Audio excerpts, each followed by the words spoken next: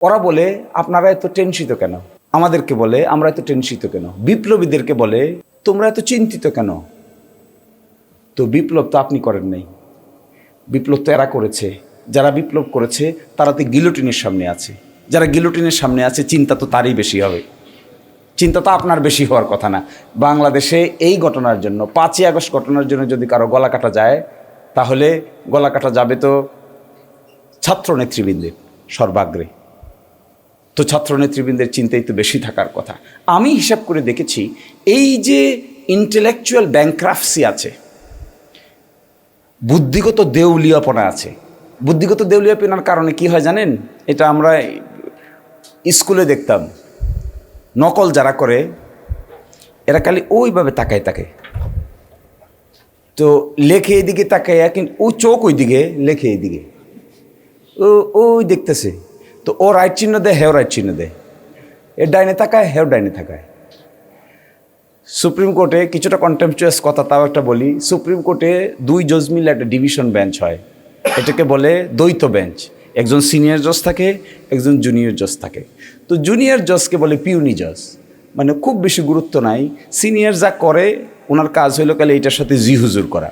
তো সিনিয়র যদি বেইল লেখে, বি লেখে, তো জুনিয়র জজও ওই তাকায় থাকে, উনি বি লেখছে না সি লেখছে, তো বি লেখছে তো উনিও লেখে বি মানে বেইল। এস লেখে মানে স্টে, আর এস মানে রুল অ্যান্ড স্টে। তো উনি খালি তাকায় থাকে, কারণ সিনিয়র জাজ জুনিয়র দিকে তাকায়ও না, ইনসাল্টিং এক ধরনের। আমার মনে হয়েছে এরা যেহেতু বুদ্ধিশুদ্ধি কম বা বুদ্ধিশুদ্ধি বেশি পোক্ত না, নকল করে অভ্যস্ত, এই জন্য 75 সাল থেকে 79 সাল পর্যন্ত যা ঘটিয়েছে এটাই এখন আমাদেরকে আবার করতে বলতেছে, একই জিনিস। এবং একটা অক্ষরও দেখে আমি সরে না, এর মানে হলো এটা আর কিছুই না, বুদ্ধি বের করতে না পেরে অতীতের ঘটনাকে নকল করে সকল মানুষকে বিপদে ফেলানোর একটা ফন্দি। যেদিন ক্ষমতা থাকবে না, আমি বলে দিয়ে যাচ্ছি, যেদিন ক্ষমতা থাকবে না, যে রাস্তা তারা আমাদেরকে দেখাচ্ছেন, এই পুরাটা একদিন ওলট পালট হয়ে যাবে। এই উলট পালট থেকে রক্ষার একমাত্র রাস্তা ছিল সংবিধান সংস্কার পরিষদ, এখানে উত্থাপন করা, অ্যাকসেপ্ট করা, সিলগালা করা। ভবিষ্যতে কোনো আদালতে এগুলো নিয়ে প্রশ্ন ওঠার কিছু নাই। আপনি একটা রেফারেন্ডাম আদালতে গিয়ে বাদ করে দিবেন? তো জনগণের কথা, তো জনগণের, আচ্ছা বলেন তো দেখি, বিপ্লব সঠিক হয়েছে কি হয় নাই, এই কথা কি বাংলাদেশের আদালত বলতে পারে? 3টা কেস পড়েছিলাম আমরা, একটা গ্রানাডা, একটা ছিল লেসোথো, আর একটা ছিল ফিলিপাইন। এই 3 বিপ্লবের, মাস আপসার্জের বিপ্লবের কথা পরবর্তীতে সুপ্রিম কোর্টে যায়। সুপ্রিম কোর্ট বলে দিয়েছিলেন, এই 3 রায়ের বলে দিয়েছে সুপ্রিম কোর্ট যে না, আমরা এটার বিচারক হইতে পারবো না, এই ঘটনার বিচারক শুধুমাত্র হলো জনগণ। আমরা বিচারকরা এসি রুমে বসে এখানে কলম কাগজ নিয়ে বাংলাদেশের বিপ্লব সঠিক হয়েছে না বেঠিক হয়েছে এই সিদ্ধান্ত আমরা দিতে পারবো না, কারণ আমরা নিজেরাই তো পলাই গেছিলাম। তো কী করে হয়? আচ্ছা বলেন, একটা রেভলিউশন, একটা বিপ্লব, একটা মাস আপসার্জ, কোনো আদালত বলবে এটা সঠিক না বেঠিক? আদালতের সিস্টেম মেনে বিপ্লব হয়? আদালতের সিস্টেম মেনে পৃথিবীর কোথাও বিপ্লব হয়েছে? This is a wrong conception. ফলে আমি কনক্লুশনটা শেষ করে দিচ্ছি এইভাবে, আমাদের একমাত্র এজেন্ডা হবে এদের চাকরি তৈরি করা, এবং এটা কিন্তু শিক্ষিত বেকার। বাংলাদেশে আপনাদের একটু ইনফরমেশন দিয়ে রাখি, যেহেতু আমরা এটা নিয়ে কাজ করেছি অনেক। বাংলাদেশে কিন্তু ওভারঅল আনএমপ্লয়মেন্ট প্রবলেম অত বড় সমস্যা না। আপনি যদি বিবিএস এর ডাটা দেখেন, বাংলাদেশের ওভারঅল আনএমপ্লয়মেন্ট প্রবলেম নাম্বার, বেকারত্বের নাম্বার কিন্তু এখনও আসলে 4 থেকে 5% কম। অন্যান্য কান্ট্রিতে, ইউরোপের অনেক কান্ট্রিতে দেখবেন এর থেকেও বেশি। বাংলাদেশের মেইন সমস্যা হচ্ছে আমাদের ইউথ গ্র্যাজুয়েট আনএমপ্লয়মেন্ট।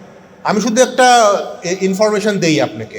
আপনি যদি দেখেন বাংলাদেশের যারা আনএমপ্লয়মেন্ট টোটাল যারা আছেন, দেখবেন ইউথদের আনএমপ্লয়মেন্ট, যারা মানে ধরেন 21 বছর থেকে 35 বছর, এই অংশটুকুর মধ্যে unemployment is almost 3 times than general unemployment. প্রায় 12 থেকে 13% মতো আনএমপ্লয়মেন্ট হচ্ছে শুধু youth.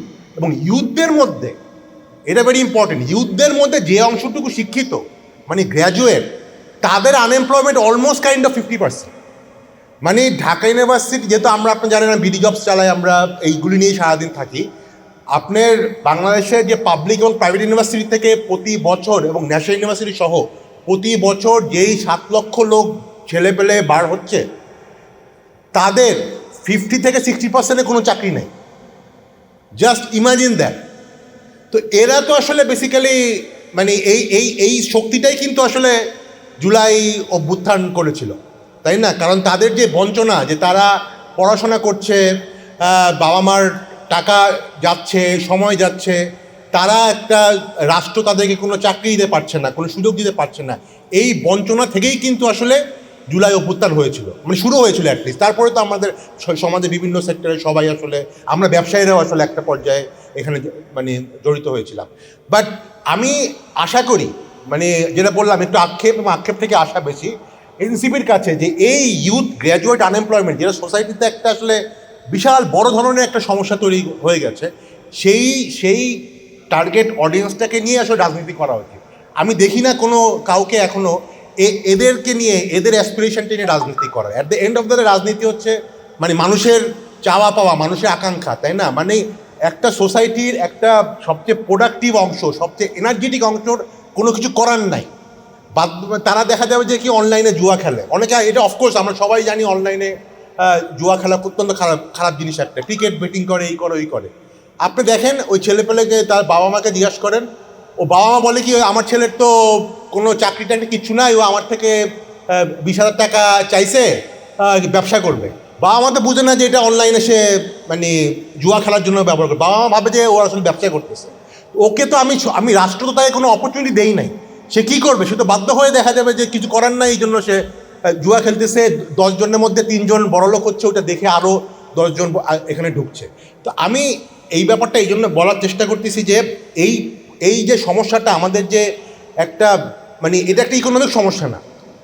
Unemployment, particularly youth graduate unemployment, is much more a social problem and it should be a political problem also, and it has become a political problem in July. কিন্তু এরপরে গত 2 বছরে আমরা দেখলাম এর কোনো পলিটিক্যাল ডাইমেনশন নেই। তো এইটা আমি একটা জাস্ট শুরু করি যে এই ব্যাপারটা আসলে আমার মনে হয় যে যারা রাজনীতি করছেন, পার্টিকুলারলি যারা ইউথদেরকে ফোকাস করে রাজনীতি করছেন, তাদের এই রাজনীতির মধ্যে আনএমপ্লয়মেন্ট প্রসঙ্গটা, ব্যাপারটা অনেক বেশি আনা উচিত। আচ্ছা, তো আমি আসলে এখন সমাধান পার্সপেক্টিভে বলি। অফকোর্স আমরা তো প্রবলেম সবাই এটা জানি, বাট প্রবলেমটাকে বোঝাও আসলে মানে ইম্পর্টেন্ট। যেটা আমি বলছিলাম যে আমাদের জেনারেল আনএমপ্লয়মেন্ট থেকে মেইন প্রবলেম হচ্ছে শিক্ষিত বেকার আনএমপ্লয়মেন্ট। এখন যদি আরেকটু যদি আমি ভাঙি, আজ থেকে 15-20 বছর আগে আমাদের যদি দেখেন আমাদের লেবার ফোর্সের ডাটা, সেখানে দেখবেন আমাদের সোসাইটিতে যদি 2010 সালের হিসাব করেন, 2000 সালের যদি হিসাব করেন, টোটাল আমাদের লেবার ফোর্সের যে মানে জনগণের মধ্যে যে মানে লেবার ফোর্সের মধ্যে মাত্র 3.5% ছিল গ্র্যাজুয়েট। আজ থেকে মানে প্রায় 25 বছর আগে। আজ থেকে 10 বছর আগে এই নাম্বারটা হলো 4.5%। অফকোর্স মানে প্রতি 10 বছরে তো একটু নাম্বার বাড়বেই। বর্তমানে 2022-23 সালে আমাদের টোটাল লেবার ফোর্সের মধ্যে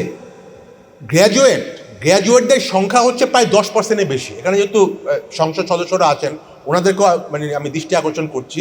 হঠাৎ করে গত 10 বছর মানে 10 থেকে 15 বছরের গ্র্যাজুয়েটের নাম্বার হিউজ বেড়ে গেছে, এবং এইটা কিন্তু আসলে পরিকল্পিতভাবে করা হয়েছে। আপনারা দেখবেন হাসিনা সরকার দেখবেন লাস্টের দিকে এসে একেবারে উপজেলা লেভেলে, গ্রাম পর্যায়ে কলেজ দেওয়ার মানে পারমিশন দিয়ে দিল। হঠাৎ করে মানে দেখা যাবে যে একটা দুবাইয়ে একজন শ্রমিক আছে, সে ভাবতেছে যে তার ছেলেমেয়ের কিছু কাজ হচ্ছে না, সে একটা গ্র্যাজুয়েট নেই, ওই গ্র্যাজুয়েশন একটা ন্যাশনাল ইউনিভার্সিটি একটা কলেজে সে ঢুকাই দিল, পড়াশোনাও হয় না, কিছুই হয় না, প্রতি মাসে একটা 2-3 হাজার টাকা বেতন দেয়, এবং এভাবেই আমরা লক্ষ লক্ষ গ্র্যাজুয়েট তৈরি করছি। প্রতি বছর লেবার ফোর্সে আসতেছে প্রায় 21 থেকে 22 লক্ষ লোক, তার মধ্যে 7.5 লক্ষ লোক হচ্ছে আমার গ্র্যাজুয়েট। তো এই গ্র্যাজুয়েটদের ক্ষেত্রে কী হবে, মানে প্রায় মানে 21 লাখের মধ্যে 7.5 লক্ষ হচ্ছে গ্র্যাজুয়েট, এবং এই গ্র্যাজুয়েটদের মধ্যে 3টা ভাগ আছে। একটা হচ্ছে পাবলিক ইউনিভার্সিটি, 50টার মতো পাবলিক ইউনিভার্সিটি এটা আমাদের আছে, ঢাকা ইউনিভার্সিটি, খুলনা ইউনিভার্সিটি, জাহাঙ্গীরনগর বা এইসব যারা মানে একটু মোটামুটি রেপুটেড পাবলিক ইউনিভার্সিটি, তাদের থেকে প্রতি বছর বাইর হয় 1 লাখের মতো। প্রাইভেট ইউনিভার্সিটি থেকে বাইর হয় আরও 1 লাখের মতো। আর বাকি 5 লক্ষ এরা বাইরে হচ্ছে সব ন্যাশনাল ইউনিভার্সিটি থেকে, এবং বেকারত্বের হার এই গ্রুপটার মধ্যে সবচেয়ে বেশি। তো আমাদের সলিউশন বাইর করার আগে আসলে আইডেন্টিফাই করতে হবে প্রবলেমটা কোথায়। হ্যাঁ, মানে প্রাইভেট ইউনিভার্সিটির ছেলেপেলেরা মোটামুটি একটা চাকরি কিন্তু হয়ে যায়, কষ্ট করে হয়ে যায়। পাবলিক ইউনিভার্সিটির ছেলেপেলেদের সমস্যা অন্য, তারা আবার সরকারি চাকরি ছাড়া কিছু করে না।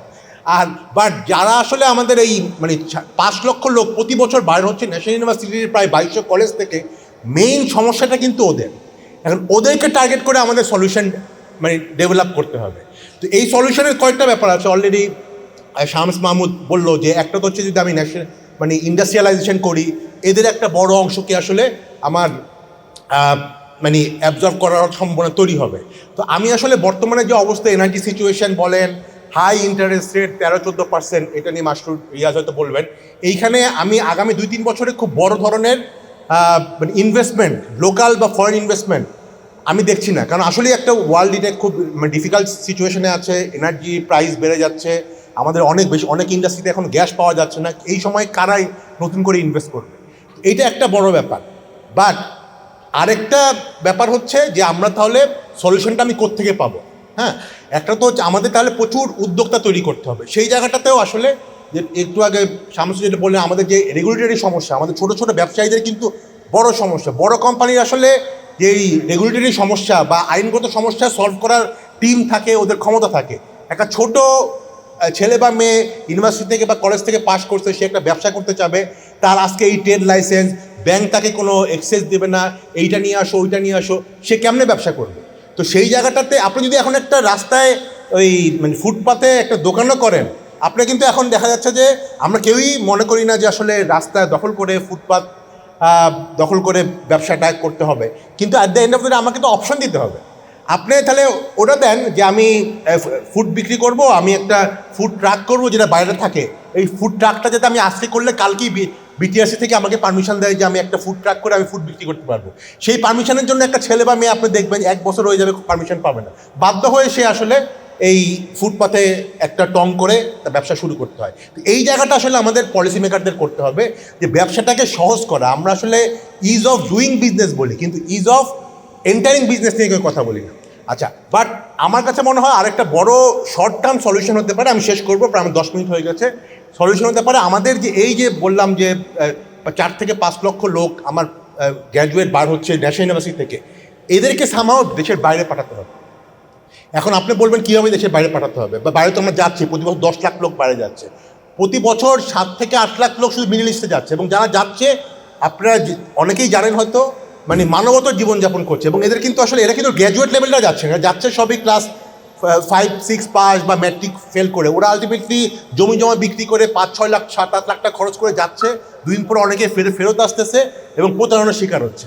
আমাদের আসলে টার্গেট হবে একটু ওই মার্কেটগুলিতে, like Japan market, Korean market, even China market, যেই সকল জায়গায় একটু শিক্ষিত বলতে আমি বলতেছি না ডক্টরেট, পিএইচডি, মাস্টার্স, মানে মোটামুটি একটু শিক্ষিত, তাদেরকে ল্যাঙ্গুয়েজ ট্রেনিং দেন এবং দরকার হলে তাদেরকে লোন দেন, যাতে সে বিদেশে যে ল্যাঙ্গুয়েজটা শিখতে পারে এবং ওখানে একটা টেকনিক্যাল ট্রেনিং ইনস্টিটিউটে কাজ করে।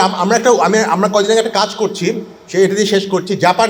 জাপানে যদি একটা ছেলে বা মেয়েকে মানে 8 থেকে 10 লাখ টাকা লোন দেওয়া যায়, সে কিন্তু জাপানে যে 2 বছরের ট্রেনিং নেয়, ল্যাঙ্গুয়েজ ট্রেনিং নেয়, টেকনিক্যাল ট্রেনিং নেয় এবং জাপান মার্কেটে সে খুব ইজিলি জব পায়। এখন আমাদের কাছে কোনো ব্যাংক তাকে এই লোনটা দিতে রাজি না, কিন্তু সে কিন্তু এই 10 লাখ টাকার লোন 3 বছরই সে শোধ দিতে পারে। কিন্তু আমাদের ফ্যাক্টরিগুলিকে লোন দেওয়া হচ্ছে, আমাদের বড় বড় ইন্ডাস্ট্রিকে লোন দেওয়া হচ্ছে, কিন্তু আমরা এইচআরকে লোন দিচ্ছি না। বাংলাদেশ সবচেয়ে বড় ইন্ডাস্ট্রি হচ্ছে মাইগ্রেশন ইন্ডাস্ট্রি, এই ইন্ডাস্ট্রিতে কোনো ব্যাংক লোন দেয় না। তো যেখানে আসলে মানে আমি যদি ইনভেস্টমেন্ট পার্সপেক্টিভে চিন্তা করি, সেখানে হচ্ছে যেই জায়গাতে highest ROI, return on investment সবচেয়ে বেশি, সেই জায়গায় যদি আসলে ইনভেস্ট করবে, ব্যাঙ্কিং সিস্টেমে ইনভেস্ট করবে। কিন্তু আমাদের ব্যাঙ্কিং সেক্টর, আমাদের মাইগ্রেশন ইন্ডাস্ট্রিকে কোনো ধরনের মানে ইনভেস্টমেন্ট এখানে করছে না, because of the policy. Bangladesh ব্যাংকের কোনো পলিসি নাই এই কাজগুলি করার জন্য। তা আমি আসলে শেষ করছি, ধন্যবাদ। বাট আমার কাছে মনে হয় আমাদের যে প্রবলেমটা আছে, যে 1 কোটি আনএমপ্লয়মেন্ট, মানে এমপ্লয়মেন্ট প্রবলেম আসলে সলভ করতেই হবে। 1 কোটি না, আমাদের আসলে আরও 2-3 কোটি লোকের কর্মসংস্থান করতে হবে আগামী 4-5 বছরে। কিন্তু যেইভাবে আমাদের ব্যুরোক্রেটিক মাইন্ডসেট বা আমাদের যেরকম ট্র্যাডিশনাল পলিসি পার্সপেক্টিভে এই প্রবলেম সলভ হবে না। এটার জন্য ডিসরাপটিভ কিছু করতে হবে, ইনোভেটিভ কিছু করতে হবে। এবং আমি আশা করব যে এনসিপির মতো যারা নতুনভাবে চিন্তা করতে পারে, তারাই আসলে সরকারকে কিছু আইডিয়া দিবে, প্রেশার দিবে, যাতে ডিসরাপশন দিয়ে আসলে এই প্রবলেম সলভ করতে হবে। ট্র্যাডিশনাল ওয়েতে এই প্রবলেম সলভ হবে না। ধন্যবাদ। ধন্যবাদ ভাই বাসু ভাই। তো